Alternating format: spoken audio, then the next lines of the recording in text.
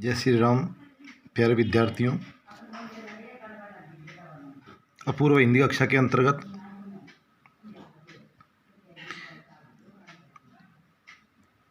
सृजन पुस्तक में संकलित सूरदास के पद जो ब्रह्मर गीत सार से लिए गए हैं, जिसमें भगवान श्री कृष्ण के द्वारा उद्धव को ब्रज में गोपियों को समझाने के लिए, उन्हें निर्गुण ब्रह्म की शिक्षा देने के लिए और इसके साथ ही साथ उद्धव को जो ज्ञान का घमंड हो गया था उसका भी वो मर्दन करना चाहते थे, इसलिए उन्होंने गोपियों से कहलवाया।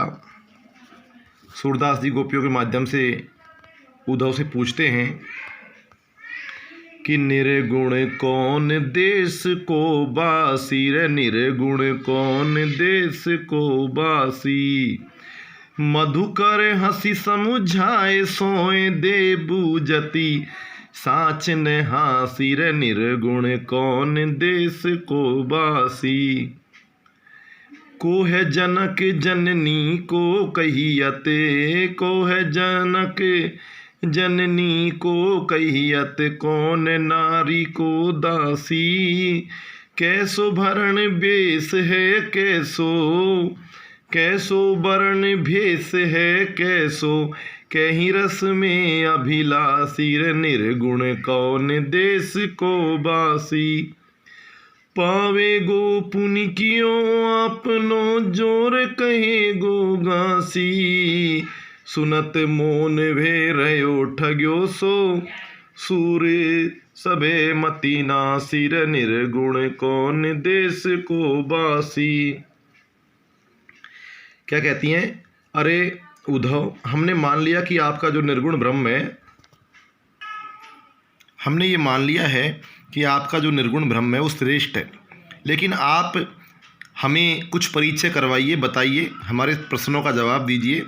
जैसे भगवान श्री कृष्ण को हम पहचानती हैं, जानती हैं, वो क्या पहनते हैं, क्या खाते हैं, ये हमें पहचान है। उसी प्रकार आप हमें बताइए कि आपका ये जो निर्गुण ब्रह्म है वो कहाँ रहता है। मधुकर, हे ब्रह्मर, हे उद्धव, हंसी समुझाए, हंस कर के समझाइए, सोह दे बूझती, हम सौगंध दिला करके आपसे पूछती हैं, सत्य बताना न आंसी, इसको आंसी मत समझना, अर्थात मजाक मत मानना। को है जनक, उसके पिता कौन हैं, जननी को कहियत, और माता कौन कहलाती है, कौन नारी, कौन उसकी पत्नी है, को दासी, और कौन उनकी दासी है, कैसो वर्ण, उनका रंग कैसा है, भेष कैसा है, और कैसे वो वस्त्र धारण करते हैं, कहीं रस में अभिलाषी, और कौन से रस में उनकी रुचि है, अभिलाषा है, इच्छा है। पावे गो पुनि कियो आपनो, जोरे, जोरे यानी अरे, अरे उद्धव, आप अपनी करनी में पाओगे, पछताओगे, कहोगे गांसी, अर्थात आप यदि झूठ कहोगे, छल करोगे, गांसी यानी झूठ या छल, तो आपको अपनी करनी में भुगतना पड़ेगा। यहाँ एक तरह का लॉजिक लगाया गया है कि आपको अपनी करनी में भुगतना पड़ेगा यदि आप सुनत मोन वह रहे ठग्यो सो, इतना सुन करके मौन होकर के वह अपने आप को ठगा सा समझने लगा। सो सूर सबे मति नासी, सूरदास जी कहते हैं कि शायद उस समय उसकी सारी बुद्धि है वो नष्ट हो गई हो, किंकरत विमूढ़ हो गए उद्धव जी, कोई जवाब नहीं दे पाए। अगला पद है कि बिन गोपाल बैरिन भई कुंजे, तब ये लता लगती अति शीतल, अब भई विषम ज्वाल की पुंजे, वृथा बहती जमुना खग बोलत, वृथा कमल फूले अली गुंजे, पवन पानी घन सार संजीवनी, पवन पानी घन सार संजीवनी, दधिसुत किरण भानु भई भुंजे, ए उधो कहियो माधव सो, विरह कदन करी मारत लुंजे, सूरदास प्रभु को मग जोवत,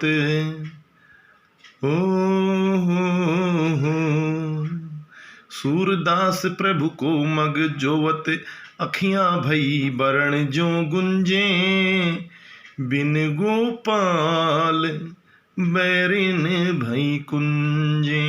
तो सुनिए विद्यार्थियों, गोपियां संयोग काल और वियोग काल का तुलनात्मक अध्ययन करते हुए उद्धव से कहती हैं कि हे उद्धव, बिन गोपाल, बिना भगवान श्री कृष्ण के, बिना कान्हा के। बैरिन भई कुंजें, कुंजें यानी वन, ये समस्त वन और उपवन हमारे दुश्मन के समान हो गए हैं। तब ये लगती अति शीतल, तब यानी संयोग काल में जब हमसे वो मिलते थे, तब हम प्रेम करते थे, तब ये जो वन हैं इनका एकाकीपन है वो हमें अत्यंत शीतल लगता था, अर्थात इन ये जो लताएं हैं वो बड़ी शीतल लगती थी। अब भई विषम ज्वाल की पुंजें, अब ये भयंकर, विषम यानी भयंकर, ज्वाला या अग्नि की जो लपट हैं, पुंजें हैं, उसके समान बन गई हैं। प्रथा बहती जमुना, अब ये नदी बेकार बहती हुई नज़र आती है। खग बोलत, और पक्षी भी बेकार बोलते नजर आते हैं। वृथा कमल फूले अली गुंजें, और बेकार में कमल खिल रहे हैं और भंवरे गुंजन कर रहे हैं। अली यानी भंवरा। अगला है पवन पानी घनसार संजीवनी, कि हवा पानी घनसार यानी कपूर, संजीवनी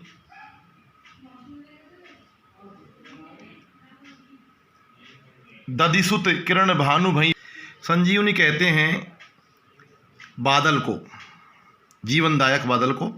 दधिसुत होता है चंद्रमा, किरण भानु भई बुंजें, कि ये जो शीतलता प्रदान करने वाली वस्तुएं हैं, चाहे वो हवा हो, जल हो, कपूर हो, बादल हो या फिर चंद्रमा, ये सभी अब दुखदायक हो गए हैं। और इतना ही नहीं, चंद्रमा की किरणें तो सूर्य की किरणों की भांति जलाने लगी हैं। हवा, जल, कर्पूर, बादल, चंद्रमा, ये सभी शीतलदायक वस्तुएं सूर्य की किरणों की भांति हमें जला रही हैं। ए उद्धव, हे उद्धव, माधव से, भगवान श्री कृष्ण से कहना, विरह कदन करी मारत लुंजें, अब यह जो विरह है वह हमें काट करके मार करके अब पंगु बनाना चाह रहा है। सूरदास प्रभु को मगजोवत, सूरदास जी कहते हैं गोपियों के माध्यम से कि श्री कृष्ण का रास्ता देखते देखते हमारी आँखियाँ भई बरण इस प्रकार लाल हो गई हैं, जो गुंजें जैसे गोंगची का लाल फूल होता है। गुंजें एक प्रकार का फूल है लाल रंग का, उस प्रकार हमारी आंखें भी लाल हो गई हैं। तो ये सूरदास वाला जो चैप्टर है आपका वो क्लियर हो चुका है। आप कोई समस्या है तो फिर पूछ सकते हैं। इसमें आपको करना क्या है, आपको जो व्याख्या दे रखी है अखियाँ हरिदर्शन की भूखी, इसको करना है। और इसके साथ ही साथ जो लघुतरात्मक प्रश्न है, ये लघुतरात्मक प्रश्न है, सूरदास के पदों में वर्णित प्रेम भक्ति भावना का वर्णन कीजिए। तो आपको इसमें लिखना है कि सूरदास की भक्ति भावना का वर्णन कीजिए। आप इसको बदलना है आपको, और आपको लिखना है सूरदास की भक्ति भावना का वर्णन कीजिए। उसमें आपको दोनों प्रश्न एक साथ मिल जाएंगे, प्रेम भक्ति और भक्ति भावना एक ही है दोनों, ठीक है।